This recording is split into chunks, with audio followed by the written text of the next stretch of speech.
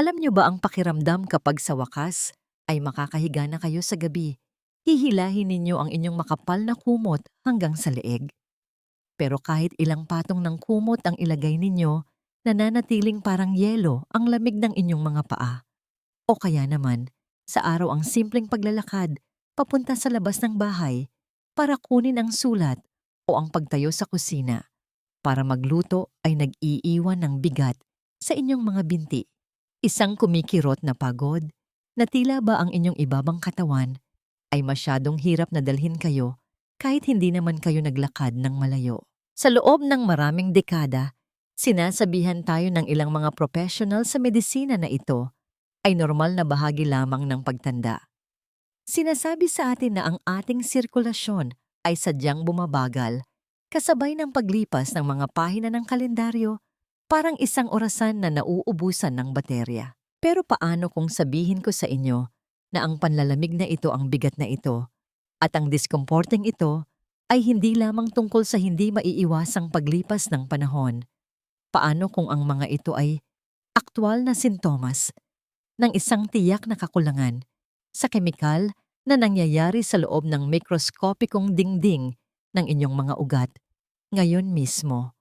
May isang makapangyarihan, ngunit panandali ang molekula sa inyong katawan na responsable sa pagbubukas ng daloy ng dugo at pagkalipas ng edad na 60, nawawalan ng kakayahan ang inyong katawan na gumawa ng halos kalahati nito. Ang magandang balita at ang dahilan kung bakit ako nakaupo rito ngayon ay dahil nakahanap tayo ng paraan upang pasiglahin ang paggawa ng molekulang ito sa natural na paraan. Sa katunayan, iminumungkahi ng mga tiyak na pag-aaral na ang mga tamang pagpili sa pagkain ay maaring magsimulang manumbalik ang prosesong ito at mapabuti ang daloy ng dugo sa inyong mga binti minsan sa loob lamang ng 24 na oras. Ako po si Dr. Elena Reyes. Gumugol ako ng mahigit 35 taon sa pagtatrabaho sa geriatrics at pangangalagang pangkalusugan para sa mga senior citizen dito sa Pilipinas. Tinutulungan ang mga pasyente na maunawaan na ang pagtanda ay hindi nangangahulugan ng tahimik na pagbaba ng kalidad ng inyong pamumuhay. Bago tayo lumalim sa siyensya ng pagpapanumbalik ng inyong sirkulasyon at pagpapainit sa mga malamig na paa, gusto ko muna kayong marinig. Mangyari po sanang huminto sandali at mag-iwan ng komento sa ibaba. Sabihin sa akin kung ilang taon na kayo at kung saang probinsya o lungsod sa Pilipinas kayo nanonood ngayon.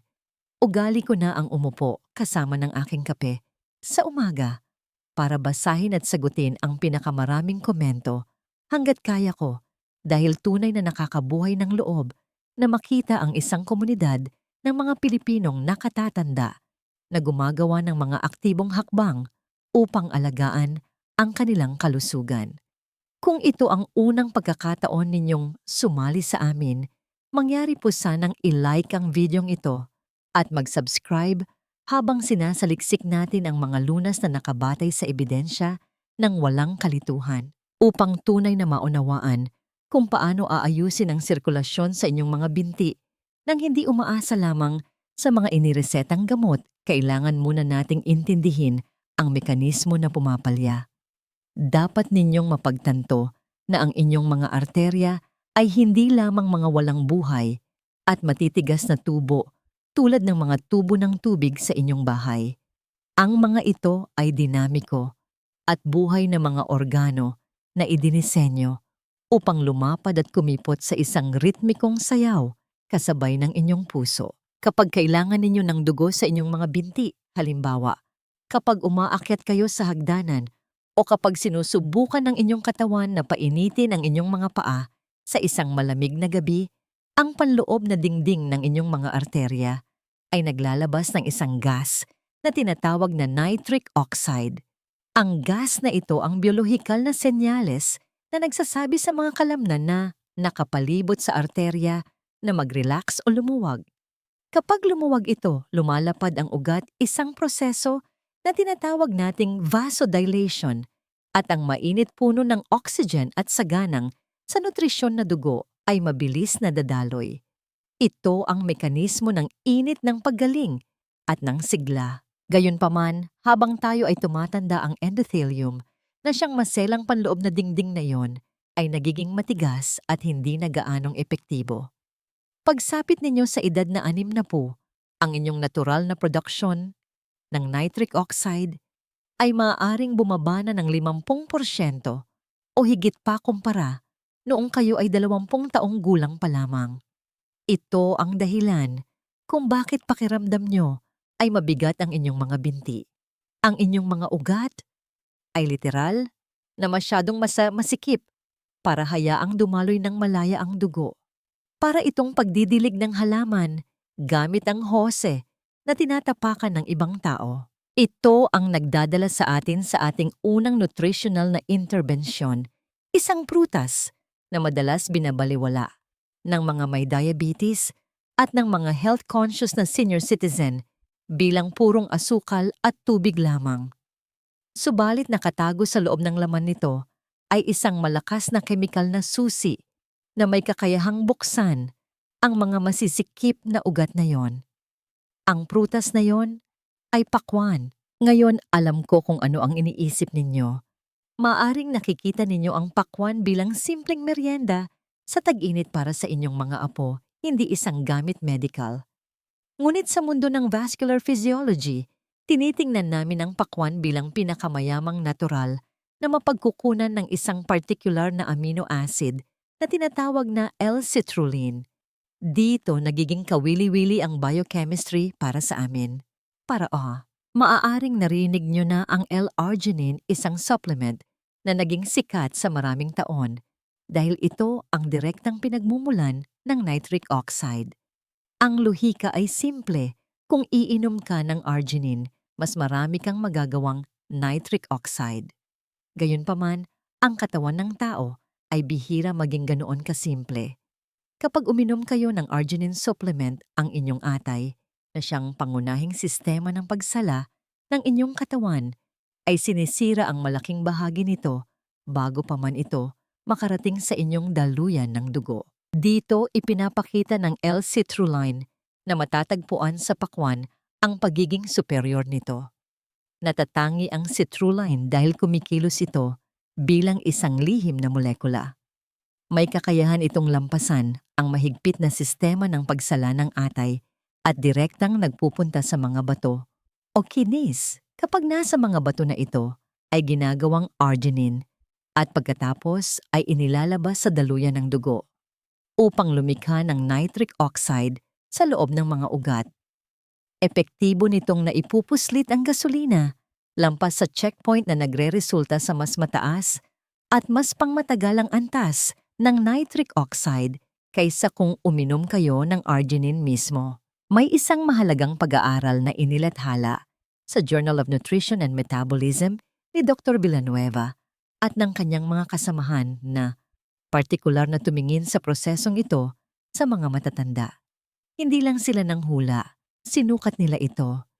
Natuklasan nila na ang pagkonsumo ng pakwan ay nagpataas ng malaki sa antas ng plasma arginine at higit na mahalaga, pinabuti ang paninigas ng arterya para sa mga nakatatanda. Ang konseptong ito ng paninigas ng arterya ay napakalalim. Kapag pinag-uusapan natin ang paninigas ng mga ugat, lalo na sa mga binti, madalas nating tinutukoy ang tinatawag na pulse wave velocity, kung gaano kabilis gumagalaw ang pressure wave sa inyong mga ugat. Ang mataas na bilis ay nangangahulugang matitigas at hindi madaling ibaluktot na mga arterya na ibinabangga ng malakas ang dugo laban sa mga tissue sa halip na ihatid ito ng marahan. Ipinahiwatig ng pag-aaral na ang citrulline na matatagpuan sa pakwan ay tumutulong na mabawasan ang paninigas na yon. Isipin ang isang host sa hardin na naiwan sa ilalim ng araw sa loob ng maraming taon. Ito ay nagiging matigas malutong at hindi na nababaluktot. Kung bubuksan mo ang tubig, tataas ang presyon at magiging malakas ang agos. Tumutulong ang pakwan na ibalik ang bahagi ng pagiging elastiko sa hose na nagpapahintulot sa dugo na dumaloy ng maayos sa halip na ipilit ang pagdaan nito. Ang pagbawas sa paninigas na ito ay nagpapababa sa trabaho ng inyong puso at nagbibigay daan sa dugo na makarating sa malalayong bahagi ng katawan, ang inyong mga paa at bukong-bukong ng mas epektibo. Maaaring nagtataka kayo kung gaano kabilis ito gumagana. Ang pamagat ng videong ito ay bumabanggit ng 24 na oras at hindi yun isang pagmamalabis sa mekanismo. Bagaman ang pagmuling pagbuo ng vascular health ay isang pangmatagalang laro, ang biochemical na pagbabago ng citrulline patungong nitric oxide ay nangyayari ng medyo mabilis pagkatapos ng pantunaw. Nakikita natin ang mabilisang pagbuti sa pagluwang ng ugat na makakatulong upang maibsan ang pakiramdam ng panlalamig na yon. Ang layunin natin dito ay muling ipakilala ang mga hilaw na materyales na inihinto ng gawin ng inyong katawan. Sa pagkonsumo ng pakwan o sariwang katas ng pakwan, parang pinupuno ninyo ang tangke ng gasolina para sa produksyong yon ng nitric oxide. Ito ay isang direktang interbensyon.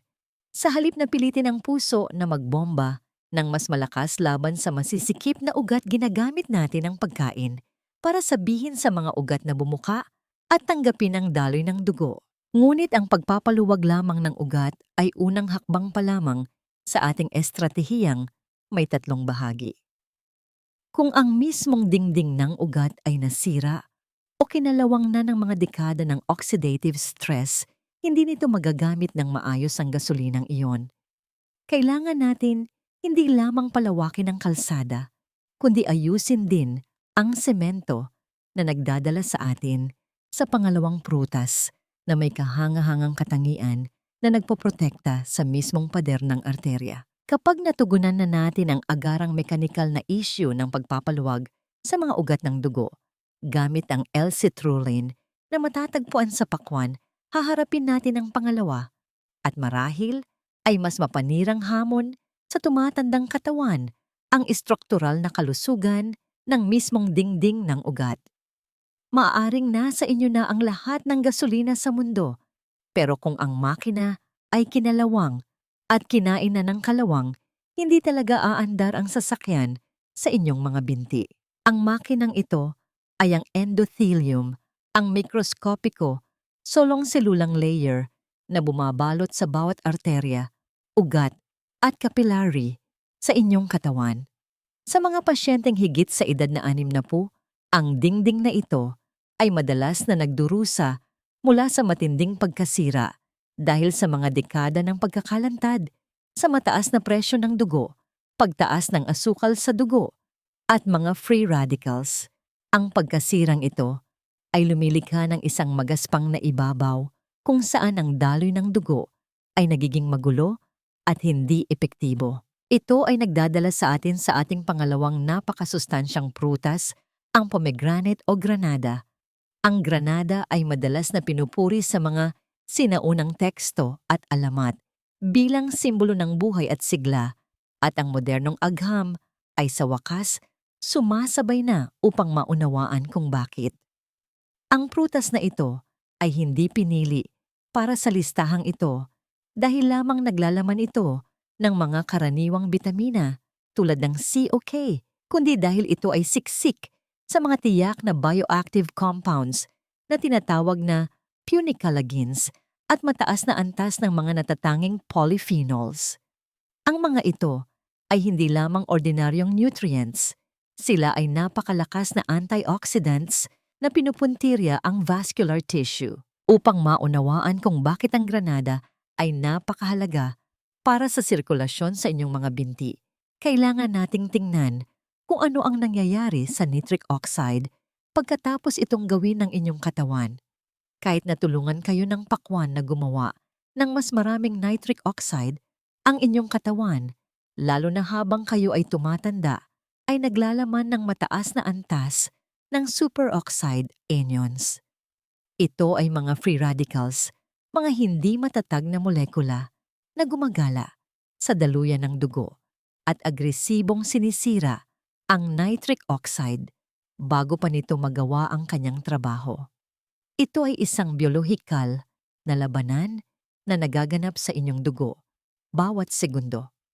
Kung mataas ang oxidative stress ang nitric oxide, ay nawawalang bisa sa loob ng ilang segundo at ang inyong mga ugat ay nananatiling nakasikip at malamig kahit gaano pa karaming citrulline ang inyong kainin. Gumaganap ang granada bilang isang biolohikal na kalasag. Ang mga polyphenols na matatagpuan sa katas ng granada ay nagtataglay ng mataas na kapasidad na antioxidant na partikular na pinoprotektahan ang nitric oxide mula sa pagkasirang ito. Sa pamamagitan ng paghahanap at pagtanggal ng bisa ng mga free radicals na yon, tinitiyak ng granada na ang molekula ng nitric oxide ay mananatiling aktibo at malakas sa mas mahabang panahon, pinapanatiling bukas ang mga ugat sa mas mahabang oras. Ngunit ang mga benepisyo ay mas malalim pa kaysa sa proteksyon lamang. Ipinapakita ng pananaliksik na ang granada ay aktwal na nakakatulong na pabatain ang mismong mga endothelial cells. Isang kilalang pag-aaral na inilathala sa clinical nutrition ng mga mananaliksik na sina Dr. Santos at Dr. Mendoza ay nag-imbestiga sa tiyak na epektong ito. Pinag-aralan nila ang mga pasyenteng may carotid artery stenosis, isang malubhang pagkipot ng mga arterya na nagbibigay ng dugo sa utak, at natuklasang ang pag-inom ng katas ng granada ay hindi lamang nagpababa sa oksidasyon ng LDL cholesterol, ang masamang cholesterol na bumubuo ng plaque, kundi lubos ding nagpabuti sa paggana ng endothelial at aktwal na nagpababa ng systolic blood pressure. Kapag isinali natin ito sa mga binti, malaki ang implikasyon nito para sa inyong pang-araw-araw na buhay. Ang peripheral artery disease o PAD ay lalong nagiging karaniwan sa mga senior citizen na mailalarawan sa pagkipot ng mga arterya sa binti dahil sa pagkaipon ng plaque. Bagaman ang granada ay hindi isang himalang lunas na papalit sa mga iniresetang gamot, ang pagpapabuti sa paggana ng endothelial ay nangangahulugan na ang biolohikal na makinarya na responsable sa paglipat ng dugo sa inyong mga paa ay nagiging mas mabilis tumugon at mas matibay. Para sa demograpiko ng mga senior citizen ito ay napakahalaga dahil ang ating mga arterya ay natural na tumitigas kasama ang mga namumuong calcium at plaque sa paglipas ng panahon. Ipinakita na ang granada ay pumipigil sa aktibidad ng angiotensin-converting enzyme A, CE sa isang banayad at natural na paraan, katulad ng kung paano gumagana ang ilang gamot sa presyo ng dugo, bagaman mas mahina na nakakatulong na maiwasan ang paninikip ng mga ugat. Bukod pa rito, sinusuportahan nito ang aktibidad ng isang enzyme na tinatawag na enos endothelial nitric oxide synthase. Ito ang manggagawang enzyme na mismong bumubuo sa molekula ng nitric oxide. Habang tayo ay tumatanda, ang ENOS ay nagiging tamad, hindi gumagana ng maayos o uncoupled. Ang mga pomegranate polyphenols ay nagbibigay sa ENOS ng kickstart, pinapataas ang kahusayan nito. Kaya mayroon kayong dalawang aksyong mekanismo rito. Ang pakwan ay nagbibigay ng hilaw na materyales citrulline at pinoprotektahan ng granada ang materyales na yon at pinapabilis ang makinarya na nagpoproseso nito. Ito ay isang magkatuwang na suntok laban sa pagtanda ng inyong mga ugat.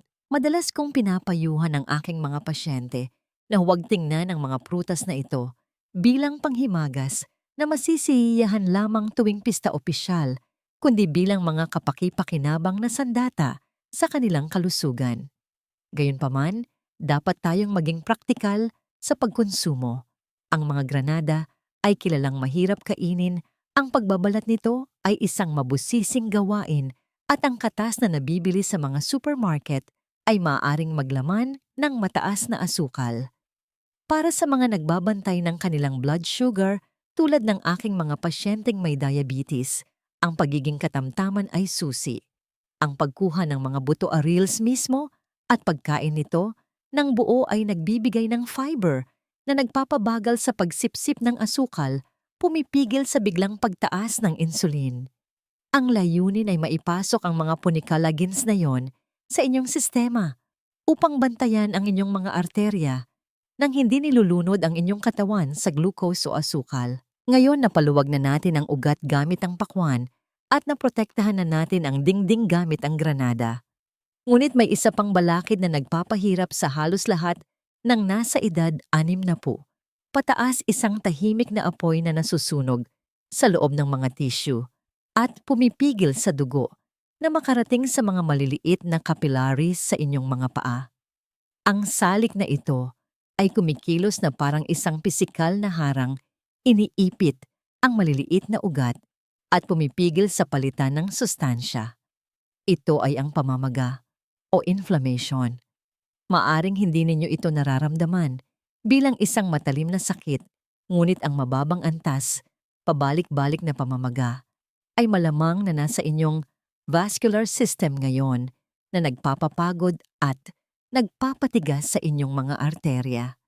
Upang matugunan ito, kailangan natin ng isang tiyak na uri ng anti-inflammatory agent na pinupuntirya ang vascular system. Ito ay nagdadala sa atin sa pangatlo at panghuling bahagi ng ating protocol na pampasigla ng sirkulasyon. Sa komunidad ng medisina, meron kaming termino para sa kung ano ang nangyayari habang tayo ay tumatanda, inflammaging. Inilalarawan nito ang natural at patuloy na pagtaas ng pamamaga sa buong katawan na nangyayari habang tayo ay nagkakaedad. Kapag namamaga ang mga arterya sa inyong mga binti, sila ay namamagang pisikal tumitigas at nagiging sensitibo. Nawawalan sila ng kakayahang pumintig ng may ritmo kasabay ng pagtibok ng inyong puso. Upang labanan ang tiyak na uri ng vascular inflammation na ito, tinitingnan natin ang tart cherry o maasim na cherry. Napakahalagang magbigay ng paglilinaw dito bago kayo pumunta sa palengke o grocery. Hindi ko po tinutukoy ang matatamis na cherry na maaaring mabili ninyo para meriendahin. Bagaman masarap, wala silang taglay na medikal na lakas na hinahanap natin. Tinutukoy ko ang mga Montmorency tart cherries na madalas matagpuan sa anyong juice o concentrate. Ang mga maasim na cherry na ito ay natatangi dahil siksik sila sa chemical na tambalan na tinatawag na anthocyanins. Anthocyanins ang nagbibigay sa mga cherry ng kanilang malalim at madilim na pulang kulay at kumikilos ito sa katawan na katulad ng mga NSAIDs, mga gamot na panlaban sa pamamaga tulad ng ibuprofen o naproxen, ngunit walang malalang side effect sa dingding ng sikmura at mga bato kapag kinonsumo bilang pagkain. Ang kaugnayan ng tart cherries sa sirkulasyon ng binti ay nakaangkla sa kanilang kakayahang pababain ng isang tiyak na marker sa inyong dugo na tinatawag na C-reactive protein o CRP. Ang CRP ay isang protina na ginagawa ng atay na nagsasabi sa atin kung gaano karaming pamamaga ang nangyayari sa inyong katawan. Kapag mataas ang CRP ang inyong dugo, ay nagiging mas malapot, mas makapal, at mas malagkit at ang inyong mga ugat ay kumikipot bilang mekanismo ng depensa. Isang pag-aaral na inilathala sa Journal of the International Society of Sports Nutrition ni Dr. Garcia at ng kanyang koponan ang nagbigay diin na ang pag-inom ng tart cherry supplement ay epektibong nagpababa sa mga senyales ng pamamaga at ang pinakamahalaga, nagpabuti sa daloy ng dugo. Bagaman madalas na tinitingnan ng pag-aaral na yon ang mga atletang nagpapagaling mula sa pagod ng isang marathon, ang pisyolohikal na prinsipyo ay pareho lamang para sa mga senior citizen. Ang stress sa inyong mga binti mula sa gravity paglalakad at mga dekada ng paggamit ay nangangailangan ng parehong mga pamamaraan ng pagbawi. Kapag ibinaba ninyo ang vascular inflammation, binibigyan ninyo ng daan ang mga capillaries, ang mga pinakamaliliit na ugat na aktwal na naghahatid ng init sa inyong balat at mga paa na bumukas. Maraming nakatatanda ang nagdurusa sa panlalamig ng paa, hindi dahil barado ang pangunahing femoral artery, kundi dahil ang maliliit na sirkulasyon, microcirculation, ay pinipigilan ng pressure dulot ng pamamaga. Tumutulong ang tart cherries na patayin ang pamamagang yon na nagpapahintulot sa mainit na dugo na pumasok sa mga tissue. Isipin ninyo ang pamamaga bilang isang mahigpit na ipit na pumipiga sa inyong binti. Ang tart cherries ay tumutulong na paluwagin ang ipit na yon. Karapat-dapat ding tandaan na ang tart cherries ay may pangalawang benepisyo para sa mga senior na hindi direktang nakakatulong sa sirkulasyon. Naglalaman ang mga ito ng natural na melatonin na maaaring magpabuti sa kalidad ng pagtulog. Alam natin na ang hindi magandang pagtulog ay nagpapataas ng cortisol, isang stress hormone na nagpapasikip sa mga ugat. Sa pagpapabuti ng inyong pagtulog gamit ang tart cherries, pinapababa ninyo ang cortisol na higit na tumutulong sa pagpapaluwag ng presyon ng dugo at pagpapabuti ng sirkulasyon sa gabi, tinutugunan ang isyu ng malamig na paa sa kama. Kaya kapag tinitingnan natin ang tatlong prutas na ito nang magkakasama, pakwan granada at tart cherries, hindi lang tayo gumagawa ng isang random na fruit salad. Lumilikha tayo ng isang siyentipikong protocol na magkakatulong na pinupuntirya ang tatlong pangunahing pagkabigo ng sirkulasyon sa pagtanda. Pinapagana ng pakwan ang produksyon ng nitric oxide upang paluwagin ang mga pangunahing arterya. Pinoprotektahan ng granada ang nitric oxide mula sa pagkasira at pinapagaling ang endothelial lining upang matiyak na natatanggap ang senyales. Binabawasan ng tart cherries ang pamamaga sa buong katawan na nagpapatigas sa mga ugat at nagpapalapot sa dugo. Ito ay isang tatlong hakbang na diskarte, paluwagin, protektahan at paginhawahin. Saklaw nito ang buong aspeto ng kalusugan ng vascular. Gusto kong isipin ninyo kung paano ninyo isasama ang mga ito sa inyong pang-araw-araw na gawain. Hindi naman kailangang maramihang dami na magiging pabigat. Isang hiwa ng pakwan sa almusal, isang maliit na baso ng katas ng granada sa tanghalian, o isang dakok ng tart cherries, o isang kutsara ng concentrate sa gabi ay makakagawa ng malaking pagbabago sa paglipas ng panahon. Ang pagiging tuloy-tuloy ay mas mahalaga kaysa sa tindi. Sinusubukan ninyong baguhin ang biochemical environment ng inyong mga ugat at nangangailangan yon ng oras at tuloy-tuloy na input. Gayunpaman, bilang isang doktor, kailangan kong magbigay ng isang mahalagang medikal na babala. Bagaman ito ay mga natural na prutas, malakas ang chemical ng mga ito. Kung kayo ay kasalukuyang umiinom ng mga blood thinners, pampalabnaw ng dugo tulad ng warfarin o gamot para sa diabetes o presyon ng dugo, dapat kayong kumonsulta sa inyong sariling doktor bago gumawa ng malalaking pagbabago sa inyong dieta o regimen sa pag-juice. Ang mga prutas na ito ay nagpapabuti sa daloy ng dugo at maaaring natural na magpababa ng presyon ng dugo na maaaring dumagdag sa epekto ng inyong gamot. Laging mas mabuti na makipagtulungan sa inyong healthcare provider. Ang inyong katawan ay may kamanghamanghang kakayahan na magpagaling at makaangkop kahit nalampas na sa edad na 60.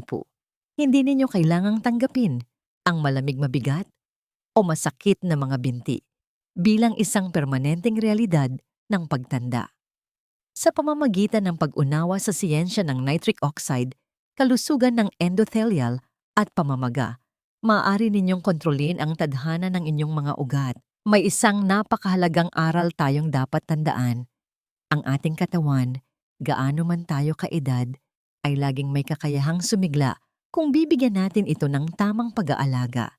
Hindi ibig sabihin na tayo ay tumatanda na, ay dapat na nating tiisin ang mga pananakit at panlalamig dahil madalas ang susi sa kaginhawaan ay nasa tamang nutrisyon at pag-unawa sa sarili nating kalusugan. Sana po ay naging kapaki-pakinabang, malinaw at madaling maunawaan ang impormasyong ito para sa inyo.